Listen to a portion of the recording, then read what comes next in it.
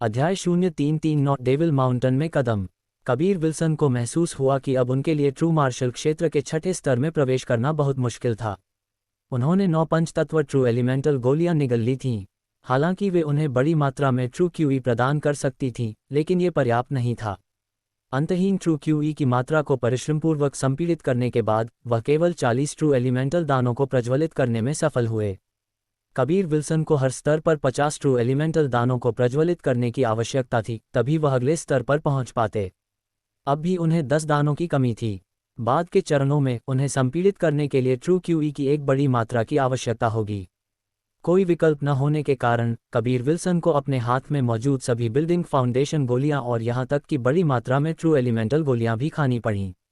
अन्यथा वह इतने कम समय में सफलता प्राप्त नहीं कर पाते। उनके पास इतने सारे संसाधन थे, ये पहले से ही आश्चर्यजनक था। आखिरकार बाकी लोग अपने संसाधनों के लिए संप्रदाय के वितरण पर निर्भर थे। जहां तक खुद से खोजने या कमाने की बात थी, इसमें बहुत समय लगता था और यह बहुत जोखिम भरा भी था। 10 दिनों के बाद कबीर विल्सन ने बड़ी संख्या में गोलियों का उपयोग किया और अंततः ट्रू मार्शल क्षेत्र के छठे स्तर में प्रवेश किया। इस सफलता के दौरान उन्होंने अपने शरीर में शक्ति को महसूस किया। न केवल उनका ट्रू क्यूई पहले की तुलना में आश्चर्यजनक रूप से अधिक शक्तिशाली था, बल्कि उनका शरीर भी थोड़ा मजबूत हो गया था। हालांकि उन्होंने अपनी सभी बिल्डिंग फाउंडेशन गोलियां और पंचतत्व ट्रू एलिमेंटल गोली और ट्रू एलिमेंटल गोलियों की एक चौंका देने वाली संख्या का उपभोग कर लिया था। पिछले इन 10 दिनों में वह गोलियां ऐसे खा रहे थे जैसे भोजन कर रहे हों। अब उन्हें एहसास हुआ कि एक संप्रदाय में शक्तिशाली ट्रू मार्शल क्षेत्र के मार्शल आर्टिस्ट इतने बूढ़े क्यों थे। क्योंकि केवल उन्हीं की तरह जो पागलपन की हद तक गोलियां खा सकते थे, वही तेजी से आगे बढ़ सकते थे, और संप्रदाय के पास तो इतने संसाधन थे भी नहीं जिन्हें उन्हें अभी भी अन्य शिष्यों के बीच समान रूप से वितरित करना था। थोड़ी देर गणना करने के बाद कबीर विल्सन को एहसास हुआ कि उन्होंने आश्चर्यजनक रूप से इन 10 दिनों में 20,000 ट्रू एलिमेंटल गोलियों का उपभोग किया था, जो 10 लाख क्रिस्टल पत्थरों के बराबर थीं। फिर भी उनकी शक्ति 10 पंचतत्व ट्रू एलिमेंटल गोलियों जितनी अच्छी नहीं थी। अगर वह ट्रू मार्शल क्षेत्र के छठे स्तर में प्रवेश करने के लिए इतने उत्सुक नहीं होते तो वह इतने खर्चीले नहीं होते। लगभग आधा दिन अपने जड़ी बूटी के बगीचे में बिताने के बाद कबीर विल्सन ने चरम गोली राजा प्रांगण छोड़ दिया। जीत को सूचित करने के बाद वह चुपचाप 1 लाख डेविल पर्वतों के लिए निकल पड़े। कई अन्य संप्रदायों के शिष्य पहले ही जांच के लिए जा चुके थे, लेकिन काफी हद तक कोई फायदा नहीं हुआ, उन्हें कोई परिणाम नहीं मिला था। यहाँ तक कि जीत जैसे मार्शल आर्टिस्ट भी 1 लाख डेविल पर्वतों के अंदर गहराई तक नहीं जा सकते थे, उन्हें जबरन रोका जाता था। जाहिर तौर पर अंदर एक बहुत शक्तिशाली सरनी या कुछ बाधा जैसी चीज थी। 1 लाख डेविल पर्वत एक विशाल भूमि पर फैले हुए थे। डेविल प्रांत भी इसके चारों ओर ही था। डेविल प्रांत के मूल निवासी सभी डेविल पथ के मार्शल आर्टिस्टों का एक समूह थे, जो डेविल डोमेन के लिए बहुत तरसते थे। वे लोगों का वह समूह थे जिन्होंने डेविल डोमेन के मूल निवासियों से मार्गदर्शन प्राप्त किया था और डेविल पथ की खेती की थी। डेविल प्रांत समुद्र के बगल में था और दिव्य हथियार स्वर्गीय साम्राज्य और गौरवशाली तलवार संप्रदाय से जुड़ा हुआ था। कबीर विल्सन ने तियानमेन शहर छोड़ने के बाद एक सुनसान जंगल में प्रवेश किया और दिव्य हथियार स्वर्गीय साम्राज्य की ओर उड़ने से पहले 72 परिवर्तनों का उपयोग करके एक छोटे पक्षी में बदल गए। भले ही एक पक्षी में बदलने के बाद वह थोड़ा धीमा थे, लेकिन यह अपेक्षाकृत सुरक्षित था। हालांकि अन्य संप्रदायों ने घोषणा की थी कि वे पिछले कर्मों के लिए उन्हें जिम्मेदार नहीं ठहराएंगे, और यहां तक कि इनाम भी हटा दिया गया था, लेकिन उन्हें अभी भी सतर्क रहना था। और यह नहीं भूलना चाहिए कि वे डेविल पथ के मार्शल आर्टिस्ट उनसे बहुत नफरत करते थे। उन्हें और भी सावधान रहने की जरूरत थी। एक पक्षी में बदलने के बाद उन्हें डरने की कोई बात नहीं थी, भले ही उन्हें कुछ तूफान या कुछ भी सामना करना पड़े, क्योंकि वह उड़ने के लिए ट्रू मार्शल क्षेत्र के छठे स्तर की शक्ति का उपयोग कर सकते थे, जो एक साधारण पक्षी से पूरी तरह से अलग था। छोटे बदमाश, क्या तुम दिव्य हथियार स्वर्गीय साम्राज्य में बहन रूही को देखने जा रहे हो? रीनी ने धीरे से हंसते हुए कहा।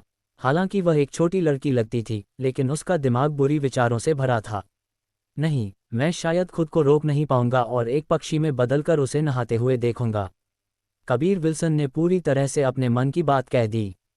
खासकर एक पक्षी में बदलकर उसे झांकना, यह विचार उनके मन में घूम रहा था और किसी भी कीमत पर दूर नहीं जा रहा था, क्योंकि ईमानदारी से कहूं तो यह बेहद आसान होगा।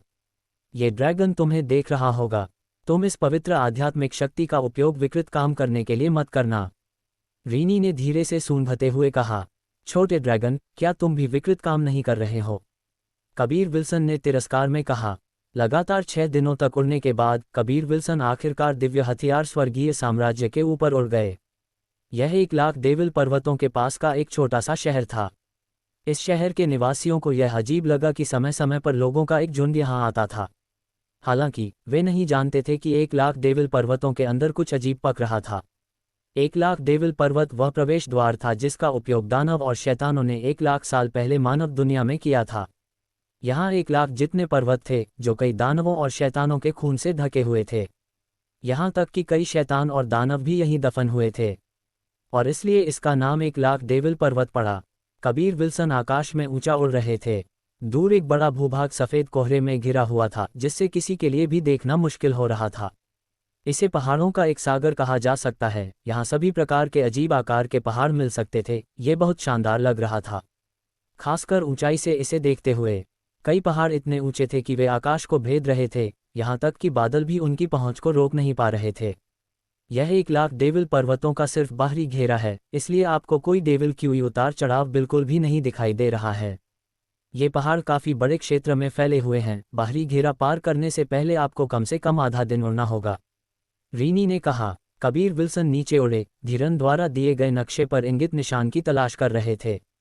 बहुत जल्द उन्हें एक ऊंट जैसा बड़ा पहाड़ मिला जो नक्शे पर इंगित निशान था। निशान खोजने के बाद वह आखिरकार नक्शे के अनुसार मार्ग का अनुसरण कर सकते थे। अब दमनकारी डेविल दिव्य अभ्यास के स्थान को खोजने में बस समय की बात थी। अगर वह खुलेआम और ऊपर से सड़क पर चल रहे होते तो कबीर विल्सन को 1 लाख डेविल पर्वतों में अजीब जीवों से निपटने में अभी भी कोई समस्या नहीं होती। उनके पास कौशल का एक विस्तृत सेट था और स्वर्गीय सूर्य अग्नि आत्मा का तो जिक्र ही नहीं करना चाहिए जो उनके लिए बेहद घातक थी। अगर वह धोखे से चलने का विकल्प चुनते तो वह और भी दुर्जय थे। अभी इस पर एक नज़र डालें। किसने सोचा होगा कि ऐसा छोटा पक्षी एक इंसान था। खासकर इस क्षमता के कारण उन पर बिल्कुल भी दबाव नहीं था। उनके लिए 1 लाख डेविल पर्वतों में उड़ना काफ़ी आसान था। वह यहाँ लड़ने के लिए नहीं थे बल्कि यहाँ हो रही अजीब चीज़ों को नोट करने के लिए जिम्मेदार थे और इस प्रक्रिया में दमनकारी डेविल दिव्य अभ्यास की भी तलाश कर रहे थे। आपदा से बचने की शक्ति रखने के लिए उनके लिए दमनकारी डेविल दिव्य अभ्यास सीखना नितांत आवश्यक था। 1 लाख डेविल पर्वतों में प्रवेश करने के बाद कबीर विल्सन बहुत तेजी से उड़े। बहुत जल्द उन्हें अन्य संप्रदाय के शिष्य मिले। उनकी बातचीत से कबीर विल्सन को पता चला कि वे ट्रू मार्शल संप्रदाय से थे और यह भी एहसास हुआ कि वे 2 सप्ताह से यहाँ भटक रहे थे। उन्होंने कुछ भी जांच नहीं की थी, फिर भी वे ऐसे तुच्छ काम सौंपे जाने की शिकायत करते रहे। भेजे गए अधिकांश शिष्य ट्रू मार्शल क्षेत्र के 9वें स्तर में थे, जो वह स्तर था जिसमें उन्हें चरम अवस्था में पहुंचने का अवसर खोजने के लिए अपनी पूरी ताकत लगानी पड़ती थी। उनके लिए समय बहुत कीमती था। मूर्खों का झुंड, उन्हें जानबूझकर यहाँ फंसाया गया है। मुझे लगता है कि वे जल्द ही घात का सामना करेंगे। कबीर विल्सन को उनकी बातचीत से एहसास हुआ कि इन लोगों ने एक हमले का सामना किया था और सड़क पर पीछा किया जा रहा था। इसके अलावा उन्होंने विपरीत पक्ष से एक को मार भी दिया था। वे डेविल पथ संप्रदाय के शिष्यों के खिलाफ थे और वर्तमान में वे एक घायल डेविल संप्रदाय के शिष्यों के खून के निशान का लंबे समय से पीछा कर रहे थे। कबीर विल्सन की बातों के अनुरूप उन्हें जल्द ही ट्रू मार्शल संप्रदाय के शिष्यों के आसपास के पेड़ों के बीच छिपे हुए कई लोग मिले, ठीक वैसे ही जैसे उन्होंने दक्षिणी बंजर भूमि में सामना किया था। चूंकि इन लोगों को पेड़ों में छिपना बहुत पसंद है, मैं उन्हें हमेशा के लिए इसके अंदर दफन होने दूंगा। कबीर विल्सन एक बहुत घने पेड़ के पास उड़ गए, अपने मूल रूप में बदल गए और मांग जीवन डेविल धनुष निकाला। कबीर विल्सन का इरादा ट्रू मार्शल संप्रदाय के शिष्यों की मदद करने का नहीं था, क्योंकि वे सभी 9वें स्तर के ट्रू मार्शल क्षेत्र के मार्शल आर्टिस्ट थे। वे इन डेविल संप्रदाय के शिष्यों से निपटने के लिए काफ़ी थे, हालांकि यह उस स्थिति में था कि उन्हें घात के बारे में पता नहीं चलता। कबीर विल्सन मांग जीवन डेविल धनुष का उपयोग करने में पहले से ही बेहद निपुण हो गए थे। उन्होंने एक बड़े पेड़ पर गोली चलाई। कबीर विल्सन की गोली के तुरंत बाद एक विस्फोट हुआ। जल्द ही जंगल में खून का एक कोहरा बिखर गया। पेड़ के अंदर छिपा हुआ डेविल संप्रदाय का शिष्य पहले ही टुकड़े टुकड़े हो चुका था। अगले ही पल ट्रू मार्शल संप्रदाय के शिष्यों को पता चला। उन्होंने जल्दी से अपने हथियार निकाले और सतर्क हो गए। अध्याय 0340 दानव और शैतानों की सेना। कबीर विल्सन ने 2 और तीर चलाए और पेड़ों के अंदर छिपे हुए 2 आदमियों को मार गिराया। एक छोटे पक्षी में बदल गए और उड़ गए।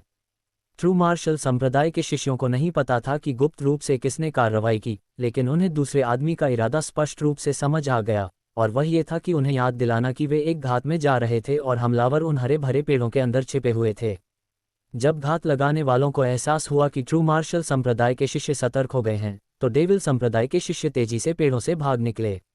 अभी कुछ देर पहले ही उन्होंने अपने 3 साथियों को रहस्यमय तरीके से खून के कोहरे में उड़ते हुए देखा था। उनकी संख्या ट्रू मार्शल संप्रदाय के शिष्यों से निपटने के लिए भी बहुत कम रह गई थी, और अगर छिपे हुए हमलावर ने उनमें से कुछ और को फिर से खो दिया तो वे पूरी तरह से खत्म हो जाएंगे। एक बार जब डेविल संप्रदाय के शिष्य भागे, उन्होंने पीछे एक निशान छोड़ दिया। ट्रू मार्शल संप्रदाय के शिष्यों ने पीछा नहीं किया। वे चिंतित थे कि दुश्मन जानबूझकर उन्हें अलग करना चाहता होगा और बाकी की तुलना में धीमे व्यक्ति पर हमला करना चाहता होगा, इसलिए वे सब एक साथ जमा हो गए। कबीर विल्सन के पक्षी में बदलने के बाद उन्हें सब कुछ स्पष्ट रूप से दिख रहा था। ये पता चलने के बाद कि ये डेविल शिष्य भाग रहे थे, उन्होंने तुरंत उनमें से 2 का पीछा किया। इन 1 लाख डेविल पर्वतों के अंदर कई अजीब चीजें हो रही थीं। अब जब कबीर विल्सन का इन डेविल संप्रदाय के शिष्यों से सामना हुआ था, तो कबीर विल्सन ने सोचा कि इन डेविल पथ के शिष्यों को कुछ न कुछ पता होगा। जीतन के अनुसार 1 लाख डेविल पर्वतों के अंदर कुछ ऐसा था जो उनकी प्रगति को रोक रहा था। केवल चरम अवस्था के नीचे के मार्शल आर्टिस्ट ही आसानी से प्रवेश कर सकते थे। दूसरे शब्दों में, डेविल पथ संप्रदाय के लिए भी ये सच था। यही कारण था कि वह कुछ शक्तिशाली डेविल पथ के दिग्गजों का सामना करने से नहीं डरते थे, खासकर इसलिए कि वह अब सिर्फ एक छोटा पक्षी थे। जिस गति और जिस तरह से वे जंगल के चारों ओर चक्कर लगा रहे थे, उसे देखकर यह काफी स्पष्ट था कि दोनों डेविल संप्रदाय के शिष्य जंगल से बेहद परिचित थे। चूंकि डेविल प्रांत पास में ही था, इसलिए ये स्पष्ट था कि डेविल संप्रदाय के शिष्य अक्सर यहाँ आते होंगे। 1 लाख डेविल पर्वतों की गहरी खाई बहुत खतरनाक थी, यहाँ तक कि वे डेविल पथ संप्रदाय के दिग्गज भी प्रवेश करने की हिम्मत नहीं करते थे। ये दक्षिणी बंजर भूमि के काफी समान था। कौन जानता है कि अंदर कौन सा दानव या शैतान सो रहा था। वे डेविल संप्रदाय के शिष्य जो भाग गए थे, जंगल का एक बड़ा चक्कर लगाने के बाद अप्रत्याशित रूप से वे इकट्ठा होने लगे। कुल 15 आदमी थे और उन सभी ने काले रंग का चोगा पहना हुआ था और उनके सिर पर एक हुड था। उनके क्षेत्र ट्रू मार्शल क्षेत्र के पहले स्तर से 7वें स्तर तक भिन्न थे। साला, हमारे लोगों पर किसने हमला किया? वह आदमी निश्चित रूप से ट्रू मार्शल संप्रदाय का शिष्य नहीं है। हमने उन लोगों को लुभाने में इतने दिन लगा दिए हैं और जैसे ही हम सफल होने वाले थे, किसी मूर्ख ने हमारी योजना को नष्ट कर दिया। एक आदमी ने गाली दी। वह आदमी जरूर एक विशेषज्ञ हत्यारा होगा। हम उसके निशान का पता नहीं लगा सके, यहाँ तक कि उसके हमले भी तेज थे, फिर भी बहुत मजबूत थे। हमें जल्द से जल्द कप्तान को रिपोर्ट करने के लिए वापस लौटना होगा, एक आदमी बोला इससे पहले कि वह भागना शुरू कर देता। बाकी लोग भी उसका पीछा करने लगे। कबीर विल्सन को याद था कि जिस दिशा में वे चल रहे थे वह 1 लाख डेविल पर्वतों की गहराई की ओर थी। उन्होंने उनका पीछा करने से पहले एक पल के लिए संकोच किया। हालांकि उनका रूप एक पक्षी का था, फिर भी उन्हें सावधान रहना था। आखिरकार ये डेविल संप्रदाय के शिष्य सभी ट्रू मार्शल क्षेत्र के शक्तिशाली विशेषज्ञ थे। अगर उन्हें पता चला कि एक पक्षी इतने लंबे समय से उनका पीछा कर रहा है, तो वे निश्चित रूप से संदिग्ध हो जाएंगे। कबीर विल्सन ने लगभग 1 घंटे तक उनका पीछा किया। उनकी दौड़ने की गति इतनी तेज नहीं थी, क्योंकि वे मुख्य रूप से आसपास पर ध्यान दे रहे थे। वे बेहद सतर्क थे। अब वे पहले ही धुंधले क्षेत्र में प्रवेश कर चुके थे। ये वही कोहरा था जिसे कबीर विल्सन ने बाहर से देखा था। जब वह धुंधले क्षेत्र में घुसे तो उन्हें कुछ भी अजीब नहीं मिला। जीतन के अनुसार यह क्षेत्र साल भर घने कोहरे की चादर से ढका रहता है। क्या दानव और शैतान दुनिया के आक्रमणकारी डेविल पथ के मार्शल आर्टिस्टों पर हमला नहीं करने वाले हैं? कबीर विल्सन को थोड़ा विश्वास करना मुश्किल लग रहा था। वर्तमान में डेविल पथ के लोग धर्मियों के खिलाफ जा रहे थे, बजाय इसके कि वे अपनी ताकत बढ़ाएं। बेशक नहीं, ये हमारी दुनिया पर आक्रमण करने वाले दानवों और शैतानों के स्वभाव पर निर्भर करता है। अगर यह मूर्खों का एक समूह था जो केवल मारना जानता है, तो चाहे वह डेविल पथ हो या धर्मी, वे जिसे भी देखेंगे उसे मार डालेंगे। लेकिन अगर यह बुद्धिमान लोगों का एक समूह है, तो वे इस दुनिया की शैतानी ताकतों को धीरे धीरे जीत लेंगे और आक्रमण की गई दुनिया को पूरी तरह से नियंत्रित कर लेंगे। वे मूल निवासियों को दुनिया के विभिन्न संसाधनों को खोदने के लिए गुलाम बना लेंगे। सिमी ने कहा, दानव और शैतान बिना किसी लाभ के मानव दुनिया पर आक्रमण नहीं करेंगे। कबीर विल्सन को एहसास हुआ कि हर बार इतने सारे लोग क्यों मरते थे। कबीर विल्सन ने डेविल संप्रदाय के शिष्यों का पीछा करते हुए एक अच्छी तरह से छिपी हुई गुफा तक पहुंचे। एक बार जब वह गुफा के प्रवेश द्वार पर पहुंचे, उन्हें अंदर कुछ शक्तिशाली आभा महसूस हुई। उन्हें आश्चर्य हुआ कि अंदर वास्तव में ट्रू मार्शल क्षेत्र के 9वें स्तर के 5 डेविल संप्रदाय के शिष्य थे। हम लगभग 1 महीने से यहाँ हैं, फिर भी हमें एक भी धर्मी शिष्य का बाल तक नहीं मिला। चलो जल्दी से वापस चलते हैं। हमने यहाँ हो रही अजीब चीज़ों की लगभग जांच कर ली है, एक आदमी ने भारी आवाज में कहा। कबीर विल्सन ने जब ये सुना तो वह थोड़ा चौंक गए। उन्हें निराशा हुई कि डेविल संप्रदाय के शिष्यों ने 1 लाख डेविल पर्वतों के बारे में चीज़ों की जांच पहले ही कर ली थी। तो कहने का मतलब है कि इसका डेविल पथ संप्रदायों से कोई लेना देना नहीं था। कितना अफसोस! मुझे डर है कि धर्मी लोग कल्पना भी नहीं कर सकते कि 3000 साल पहले एक शक्तिशाली डेविल राजकुमार पहले ही पुनर्जीवित हो चुका था और अब जाग रहा था, और वह वही है जिसने इस जगह की रक्षा के लिए एक शक्तिशाली अवरोध की व्यवस्था की है। और यही अवरोध है जो निर्वाण क्षेत्र के मार्शल आर्टिस्टों को अंदर आने और इस जगह को तबाह करने से रोक रहा है। दूसरे आदमी ने विलाप किया। कबीर विल्सन चौंक गए। अगर यह जगह आपदा तक मजबूत बनी रही तो क्या दानव और शैतान एक साथ आक्रमण नहीं करेंगे और अंत में चेनवू मुख्य भूमि को एक ही झटके में नष्ट नहीं कर देंगे? अंतरिक्ष में दरारें आमतौर पर इतनी बड़ी नहीं होती हैं। दानव और शैतान दुनिया के आक्रमणकारी केवल धीरे धीरे आ सकते हैं। आप बस बाहर से उन पर हमला कर सकते हैं, लेकिन अगर उनमें से एक झुंड एक साथ इकट्ठा हो जाए तो ये बहुत भयानक होगा। भूमिका ने जोर देकर कहा। अब पहले से ही एक बहुत छोटी दरार है जिससे कुछ कमजोर दानव और शैतान गुजरने में सक्षम हैं, एक डेविल संप्रदाय के शिष्य ने एक बार फिर कहा। इस जानकारी ने कबीर विल्सन को सदमे में डाल दिया। कबीर विल्सन के अनुमान के अनुसार दरार दिखाई देने में अभी काफी समय था, लेकिन उनकी अपेक्षा के विपरीत एक पहले से ही थी। कुछ चर्चा के बाद डेविल संप्रदाय के शिष्यों ने धर्मी संप्रदाय के शिष्यों पर घात लगाने का फैसला नहीं किया। उन सभी ने वापस जाने का विकल्प चुना क्योंकि अभी भी एक शक्तिशाली डेविल राजकुमार का मामला था जो कुछ दानवों और शैतानों की तलाश कर रहा था जिन्हें पुनर्जीवित किया जा सके ताकि अग्रिम रूप से एक दानव और शैतान सेना बनाई जा सके। हालांकि एक दरार है, लेकिन एक अत्यंत शक्तिशाली व्यक्ति पार नहीं आ सकता है, अन्यथा स्थानिक बल उसे महसूस करेगा और वह टुकड़ों में फट जाएगा। कमजोर जीवों को स्वाभाविक रूप से किसी भी चीज से डरने की जरूरत नहीं है। आपको जल्द ही दमनकारी डेविल दिव्य अभ्यास खोजना होगा, फिर स्वर्गीय सूर्य अग्नि का उपयोग करके यहाँ सब कुछ तबाह कर दें। वे छोटे जीव इस तरह की लपटों से डरते हैं। सिमी को पता चला कि यह जितना उन्होंने सोचा था उससे कहीं ज्यादा गंभीर था। किसी ने भी एक शक्तिशाली डेविल राजकुमार के पुनरुत्थान की कल्पना नहीं की थी। 1 लाख साल पहले का एक डेविल राजकुमार, कौन जानता है कि वह कितना शक्तिशाली था? कबीर विल्सन कल्पना भी नहीं कर सकते थे। इससे भी ज्यादा, एक डेविल राजकुमार जिसे पुनर्जीवित भी किया जा सके, वह कोई साधारण व्यक्ति नहीं होना चाहिए।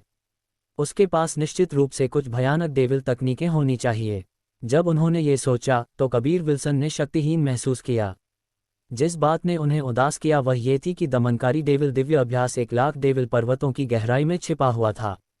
अगर बहुत सारे डेविल राजकुमार पुनर्जीवित हो गए थे तो कई छोटे दानवों और शैतानों के साथ उनके लिए इसे प्राप्त करना निश्चित रूप से बहुत मुश्किल होने वाला था। एक घाटी से गुजरने के बाद कोहरा और भी घना था, लेकिन कबीर विल्सन ने कोई डेविल क्यूई महसूस नहीं किया। जाहिर तौर पर यहां सुरक्षित था। अगर यह डेविल क्यूई से भरपूर कोई जगह होती तो यह वह जगह होती जहां बड़ी संख्या में दानव और शैतान दफन होते। यहाँ आने वाले उन कमजोर शैतानों को अपनी ताकत बढ़ाने के लिए उसी डेविल क्यूई पर निर्भर रहने की जरूरत है। कबीर विल्सन सावधानी से 3 दिनों तक उड़े। अचानक सामने से एक भयानक दहाड़ आई, जैसे कि लाखों आदमी एक साथ दहाड़ रहे हों। ये दहाड़ हिंसा से भरी थी और डरावनी होने के साथ साथ डराने वाली भी थी।